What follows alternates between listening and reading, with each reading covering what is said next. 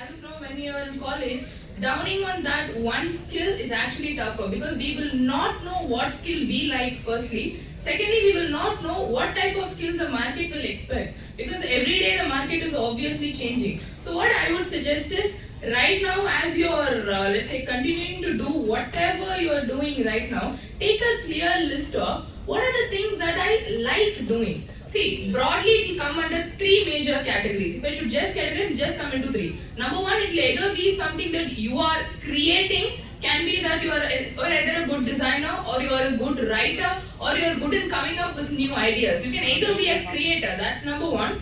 Or secondly, you can be a good collaborator, wherein let's say for example you are organizing events. When many people are coming up with ideas, you're actually putting things together. You're becoming a good manager. So that is your second category. Or the third can be something wherein you are finding out problems or you are able to coordinate people better, people managers. These are the three primary categories where people come to. Now, if you see the first category of people, right, whoever are good in creating, so they go on to become either people who are good in, let's say, job roles like coding, programming, or app development, or if you're into designing, more like creating, more like graphic or visual designers, content writers, so on and so forth. Whereas if you're in the second category, you will become very good managers because you are able to know what are the resources that are there, take those resources together, put it together, put all those resources together and create an output out of that.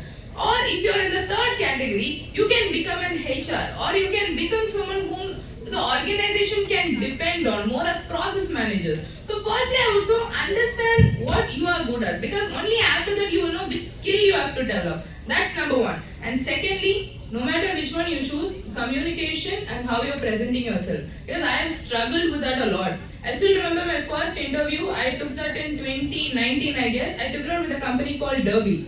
Now, Derby is a very prominent company. They're into denim manufacturing actually, and their retail outlets. There are so many retail outlets. A very good brand. So I remember when I took their interview, I cannot complete one full sentence. I was stuttering, I was sweating, I was anxious, and that person who took my interview, he just got me a glass of water and said, just you calm down. I didn't know what I was nervous about, and that day I was very embarrassed, I was very ashamed, and I couldn't face that properly. And when I actually reflect back on that right now, I clearly understand the primary reason why I was feeling that day was, I thought the person in front of me is way more superior than who I am.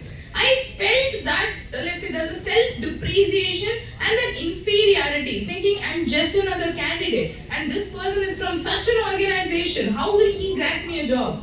So that self-perception, I believe, for a candidate is very normal. And the perception changes only when you go through multiple levels of conversation, too many experiences, and it's a gradual process. But today, I'm able to take up meetings with CEOs of MNCs. I'm able to meet MDs face to face, and it's a very normal handshake, and I call them on a first name basis.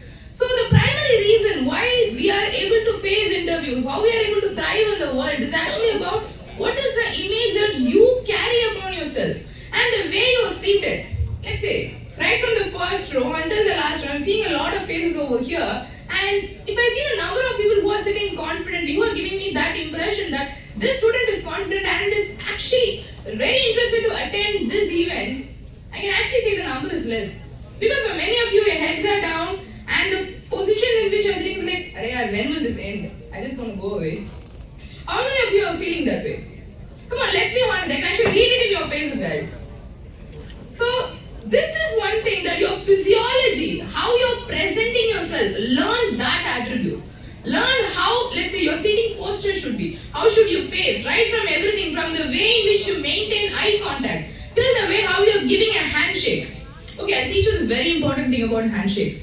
Because that many times actually freezes the first impression. There are two types of handshake, okay? One wherein you give a very firm handshake, when instantly the other person thinks you are someone they want to work with. Or the second one, which they call a dead fish. How many of you know how a dead fish will be? It's dead, right? So you just give your hand just shakes, that's all. There is no energy in it. And just imagine if someone shakes your hand that way, what will be the image you carry about that person? You feel that weakness, right? That instant weakness. So how do you create your own energy levels to match the other person. Energy is, it's contagious. It's very contagious. You are happy and you are cheerful. Automatically, the person who is speaking to you will be more excited to work with you. But if you are like a dead fish, what will they think? What will they feel? So first, develop that characteristic. Develop how you wanted to be perceived, because no one has an impression about you. No one knows who you are. No one knows what you want. But right from the first second how you're presenting yourself, everybody starts forming an impression. 5 minutes after you enter a room, do people want to speak to you or they do not want to speak to you? It all depended on the first 5 minutes how you positioned yourself. So learn that art. The art of how you're positioning yourself, how you want other people to think of you. So I think that's a very important skill in today's world. And if you're mastering it, no matter which job you go to, no matter which field you go to. So let's say, like every other member here in this panel spoke about, right now you are into EC, you are into engineer. 10 years later, if 20% of you are still in engineering, I'll be surprised. Honestly surprised. Because that's how the world is moving, that's how all of you will evolve. So while you're evolving, make sure that that evolution is beneficial for you and not the other way around. That golden points which you can hear from our panel members, because each and every word what they said comes out of their experience.